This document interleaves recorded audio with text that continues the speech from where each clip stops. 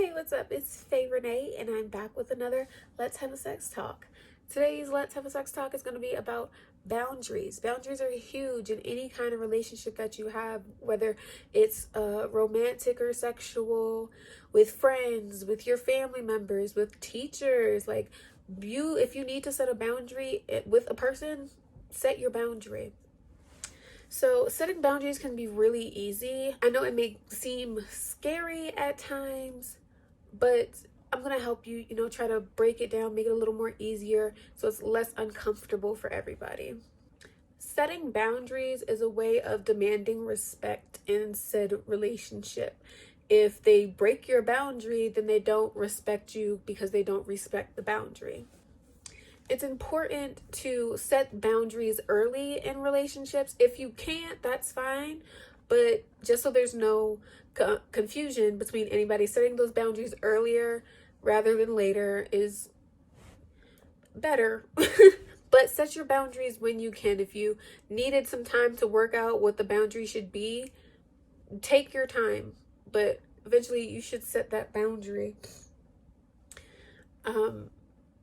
It's hard to have a genuine relationship with someone if you set a boundary and they broke it and then they continue to break it or break any other boundary that you set. It's hard to have a genuine relationship with people who do that. And if they don't respect one boundary, they're definitely not going to respect more. So you have to be stern with your boundary. You have to put your foot down, essentially. Don't bend on it. Don't let it slide sometimes. No, if you set that boundary, then that boundary has been set and they should not be crossing it. And vice versa. If they set a boundary, you should not be crossing it because you respect them and you respect their boundaries.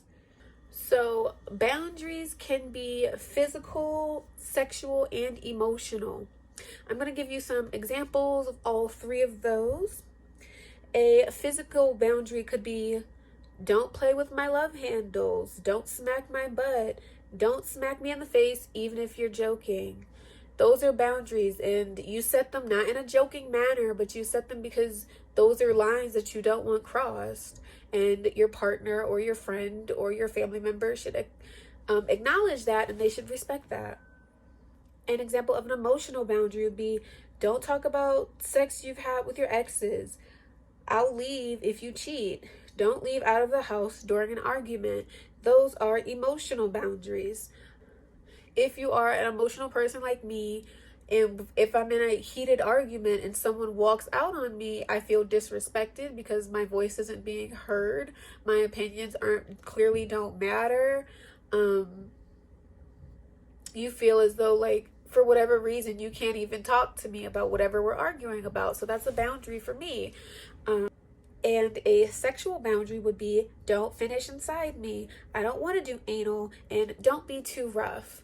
So sexual boundaries are just as important as all the other boundaries, but they can be extra important if you're not comfortable yet around having sex with this person, or you're new to this sexual relationship, and you want to make sure that you're happy with what's going on, they're happy with what's going on, there are no misunderstandings, no miscommunication. So it's a really good idea to set boundaries. There are actually, in the BDSM community, a lot of doms and subs do have contracts with each other to set boundaries on what can and cannot be done. Not saying that you would be committing a BDSM act if you set a boundary, but in your own personal sexual relationship, if you don't want to do anal, then set that boundary. Like, I won't do anal. This is not an option ever.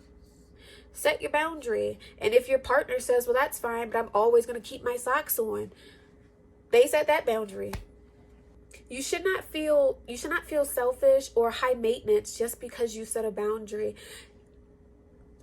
There is a reason for you to set that boundary, even if you may not completely understand it, but something in the back of your head is telling you, hey, I really just don't like when they keep doing that. I should tell them that that's something that I'm not comfortable with, and set the boundary and have them stop doing that, or stop doing that around me, stop doing that to me. Don't feel high maintenance because it's your happiness, it's your peace of mind. Set that boundary.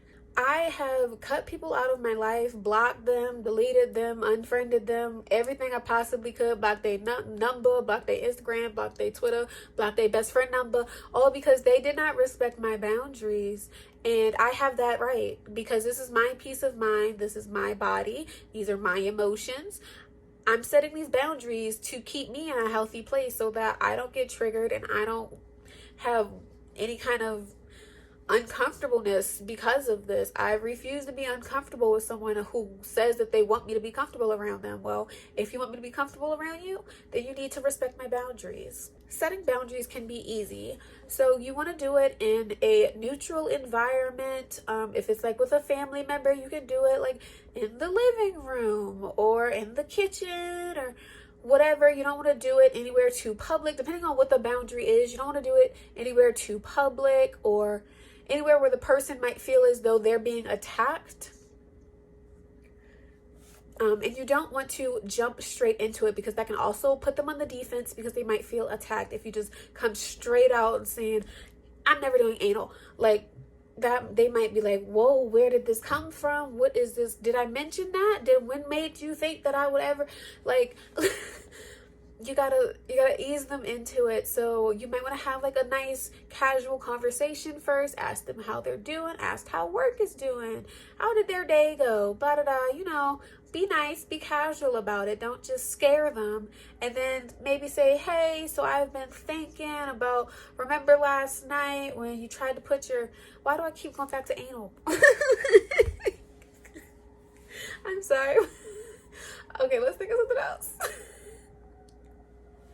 Oh, okay, here's one. Oh, remember last night when you came home from work and you didn't shower before getting in bed?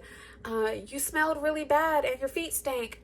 Please shower before bed. Like, set a boundary saying, I won't let you in bed. Or no, don't say you won't let them in bed, but say, I won't have sex. I don't know. No. But set the boundary saying like, hey, you smell bad after work. Can you please shower before coming to bed? And that is even a boundary. It doesn't seem like one because it's not like a harsh boundary, but that's a boundary. And some people are like that. Some people take really good care of their sheets. They wash their sheets or change their sheets every day, and they don't want someone to come into their bed being dirty from work. Like, so it's really important to set boundaries, mainly because it's a sign of respect.